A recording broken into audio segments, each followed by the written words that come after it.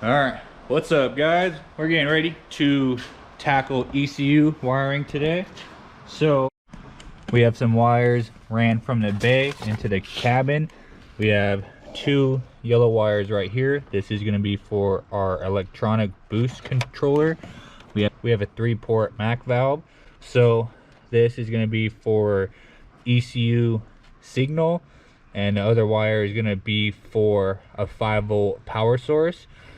And we have this wire that we ran from the RPM TAC output or TAC signal, and this is going to get ran to the back of the cluster, I believe. Since this is a OBD2B car, this harness does not look for a TAC signal from the distributor, and the OBD1 ECU uses the TAC signal inside the ECU, so, or something like that.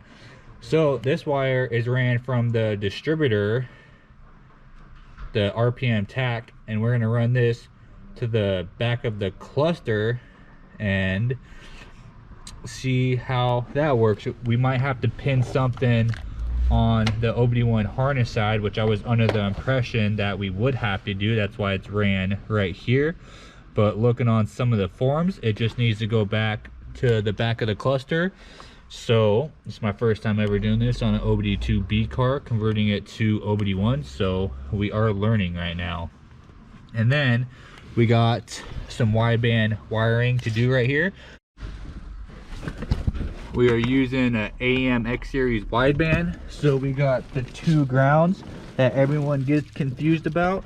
And what we're gonna do in this application, we're gonna follow what HA Motorsports recommends.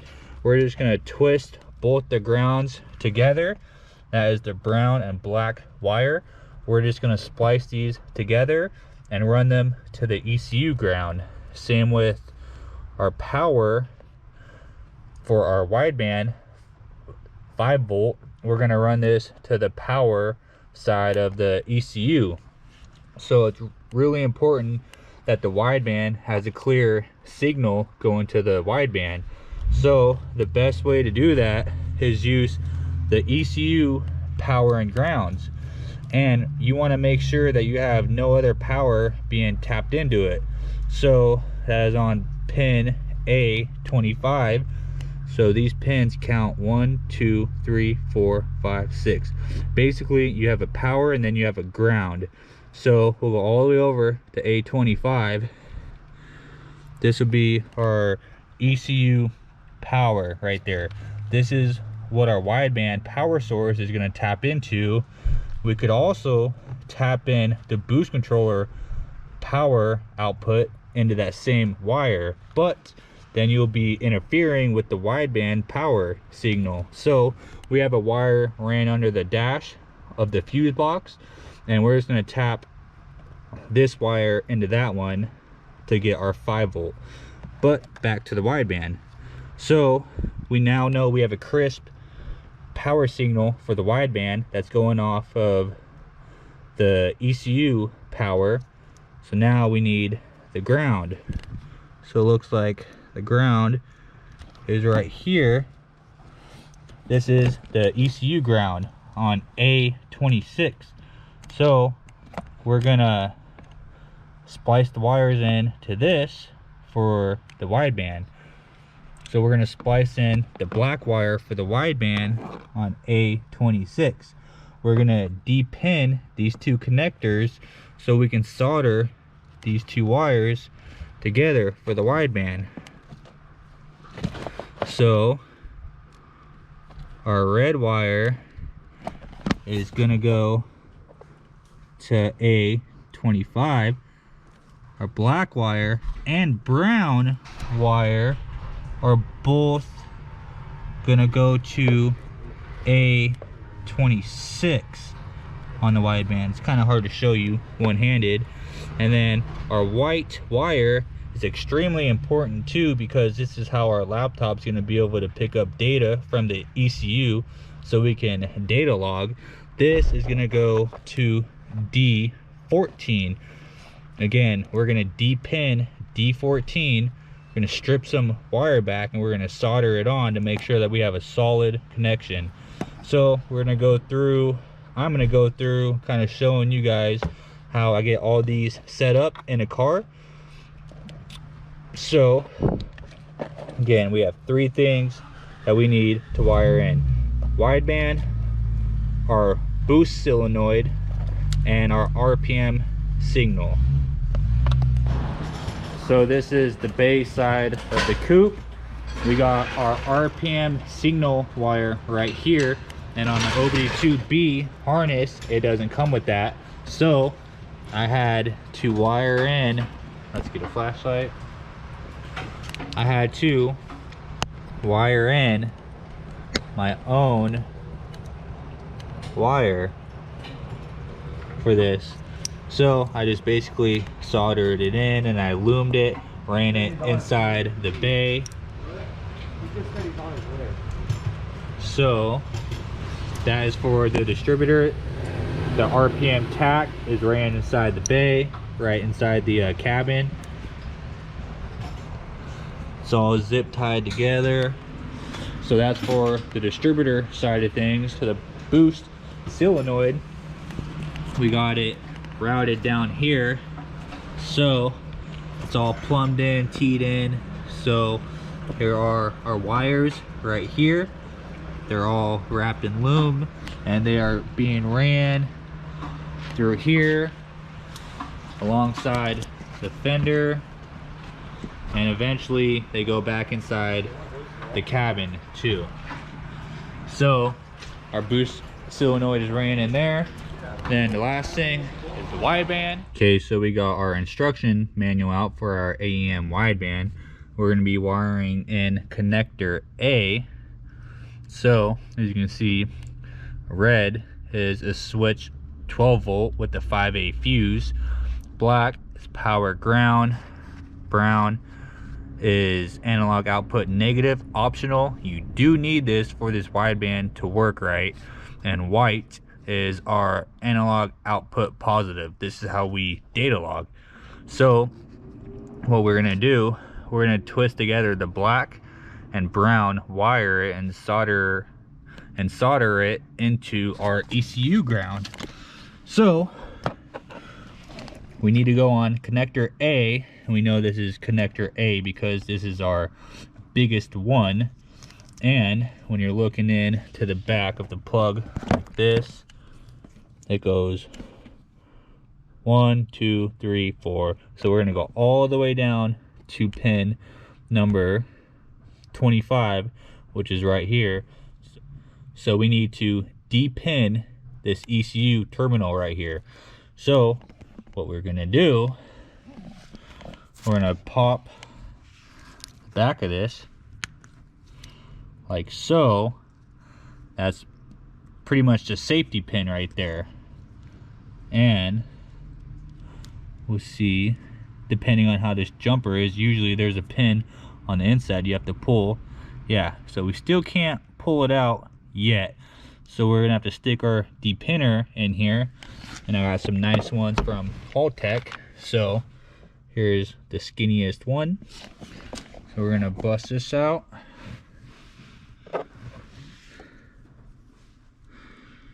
Be kind of hard to see with no light in there.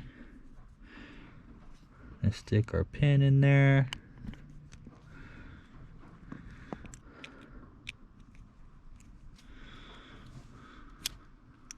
Just like that.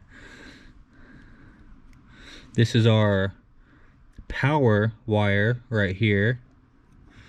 So, and we're trying to get our ground out.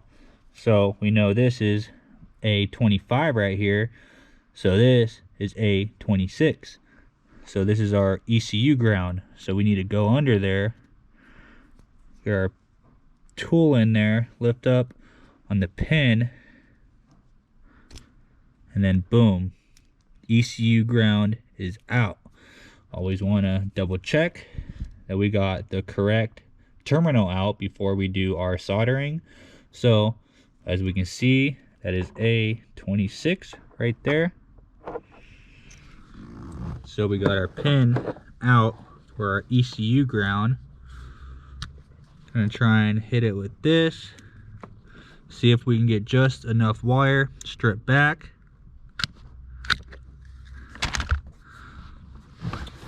There, we got some wire, strip back, right there. That is enough. So here's our black wire for our wideband. Gonna strip some off. Black, brown,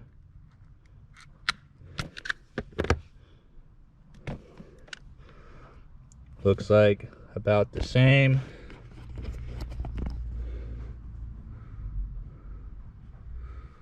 Now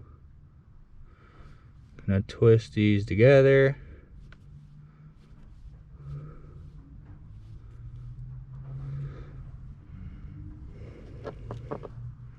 So now I got my little station set up. I got my two crimps holding one end and the other end of the wire, making sure I'm holding all three wires on this end to make sure this stays as straight as possible.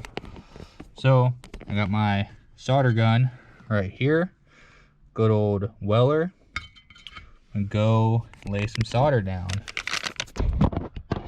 Don't know if I can get a GoPro in a good spot, but I guess we're about to find out.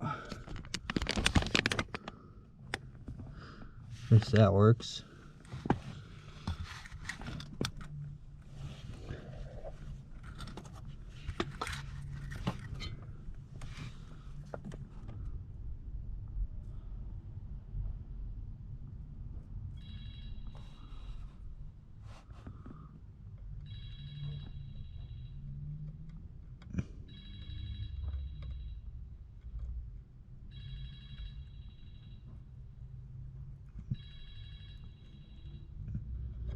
There we go. So now we can see the solder went through the whole wire joint. We're gonna pull on it. It's not going nowhere. So now we can slide our heat shrink over here and we are ready to repin it. This is adhesive heat shrink, so it's got glue on the inside after you heat it up. We're just gonna slide this over the pin, over the three wires, and then we're gonna get our heat gun and we're gonna heat it down. Just like that. Power wire is done. Don't know how well the GoPro is gonna pick this up, but it's a nice clean solder joint. Power wire is done, and I'm just gonna do that to the D14 wire. Okay, just got the wideband all wired in on the A plug. So we got power. Okay, so we just finished wiring on connector A for the wideband. So we got power going to A25 right there, and then we have our grounds going to A26 right there. So we're done wiring for the wideband on connector A. We still have to wire in the boost controller on A11, but we're gonna get the wideband all done. So we're gonna get this white wire going to D14 on this plug. So we're gonna get that pulled out same way we did this one. So this is D14. We got the bottom one popped, went through there, depinned it. Now the wire can pull out. Now we can pin it. Now we can wire it. Okay, so we got power, we got ground, and we got our data logger all wired into the ECU. So now we can move over to the boost solenoid. So these are our wires for a boost solenoid. So this one's gonna go to A11 and the other one's gonna go to a 5-volt source. It doesn't matter which wire goes to what, as long as they're both going to the source. This could be going to 5-volt and this could be going to A11, or it could be backwards. This wire could be going to A11, this wire could be going to 5-volt, and it do the same exact thing. So they just have to be making a connection in order for the boost solenoid to be able to activate. All right, we are under here at the fuse box. So as you can see, I have a wire tapped in to the fuse box right there. I believe that is number 3. It should be an accessory port. So when you turn the ignition on, it gives a 5-volt power source. And you can see I got this black wire spliced into a yellow wire right there. It's actually in a butt connector. And I just twisted them together and shoved it in there. This wire is already nice and loomed up, and it's grounded over here. And this wire, it should be red, I know, but out of wire, and this is all we got around here. And I'm not gonna loom this wire up because this is a 5-volt accessory basically. So I want to leave this pretty much open. It's not going to be wrapped in loom like this one, because in the future, if someone needs a power source, this is going to be ran under the dash, and someone can easily splice into it. If they get like a new gauge and they need to power up the gauge, they can tap into this. Or so this is the wire I got ran from the fuse box. This is going to be my power source for my boost solenoid. So basically I just twisted them together like that. I'm going to lay some solder down on them, and I'm going to get adhesive heat shrink, and I'm just going to basically bond them together. And then I need to get a boost control pin for this and just plug this into A11. About to get this all soldered up.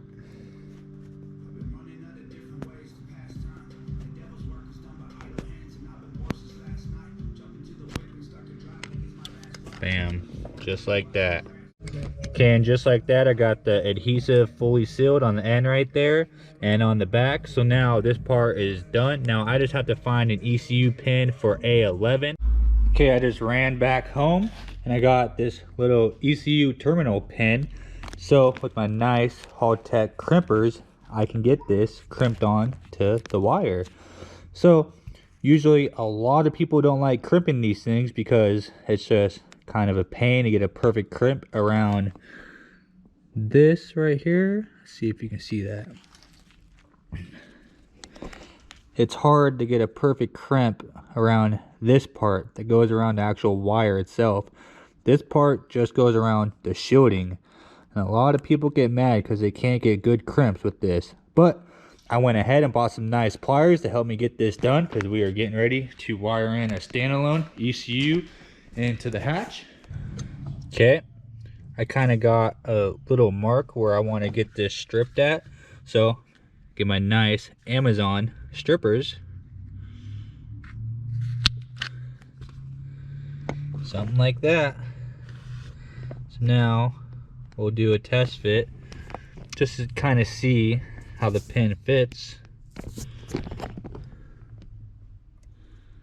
I don't know how well the GoPro's gonna pick this up, but that looks pretty perfect. Don't know why it's not focusing. Maybe I'm doing something wrong on my end. Maybe I can change some settings up so we can get some better close-up views like this. But anyway, you can see that this part of the pin is going around the actual wire, and then the back part just goes around the protective layer of the wire. So I'm gonna get these Haltech pliers out, and I believe they got a bunch of different settings on here. They got A, B, C, D, E, and I don't exactly remember which one I'm supposed to use, so I'm about to go do some research and figure out which ones I'm supposed to use on these first. Alright, I'm going to use the second biggest one, that is D, and then I'm going to go to the smallest one, E, to get this nice terminal crimp.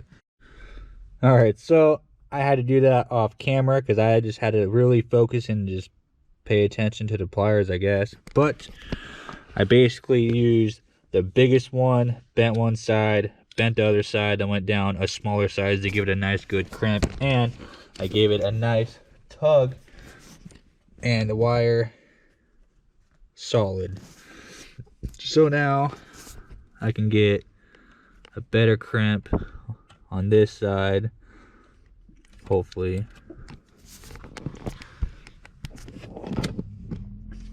See how this side's rounded right there? We should be able to just get this. There we go, yeah. Boom, you hear that snap? That sounded promising. So, I'm sure the more I practice, the better I'll get. I'm gonna have to do this on an entire harness. So, I'm sure after then, I should have a pretty good understanding on using these nice Tech pliers for terminal crimping. So, I know there's multiple different ways to do this, but eventually once you get the hang with using these, you can get away with just doing 1, maybe 2 crimps on this and be done, instead of doing like 4 different crimps, making sure that it's solid, not going to go nowhere. So practice makes perfect. And now we can slide this in to A11. So I'm going to pop the top on this so I can slide it in. Okay, so I got 1, 3, 5, 7, 9, 11, and we can see it is in fact empty in there. GoPro probably can't pick it up worth shit, but basically we got number 11. That's gonna slide right in there, where there's nothing in there. We can even count again just to make sure. 1, 3, 5, 7, 9, 11. Okay, so A11 is pinned now. I used a little bit too thick of wire. As you can see, this is much thicker than these wires right here. These wires are probably like 22 gauge, while this is like an 18 gauge. So it was fighting me getting it in there, but she is in there nice and good. This car is ready to make boost. I'm just gonna zip tie this up out the way like this, and this will complete the ECU wiring side of things. Actually, no, I still need to run a wire to the back of the cluster for the RPM tach signal. So I'm gonna pull apart the cluster, which, all right, so I got the bezel all pulled off of the cluster. Got it sitting right over here. And I got the cluster pulled out.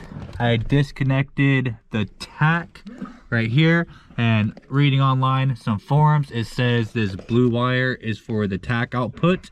So that is what makes the cluster, the tachometer read. So I just put a quick splice into the wire to make sure that that's the actual one. And I'm gonna run this to my wire down here that I ran from the distributor. So I'm gonna tuck it all down there, solder it in down there, and then I'm gonna wait until the car's ready to start. And then basically, as long as the tachometer works, then I mean it's good. But I hooked this harness up on my CR-V without doing this, and my tachometer would read up about to 4,000 or maybe 5,000, and then it just go down to 0 and not read no more. So I know as long as we can go over that, then we are good. So I'm gonna get this wire ran down there, and then I'm gonna finalize it.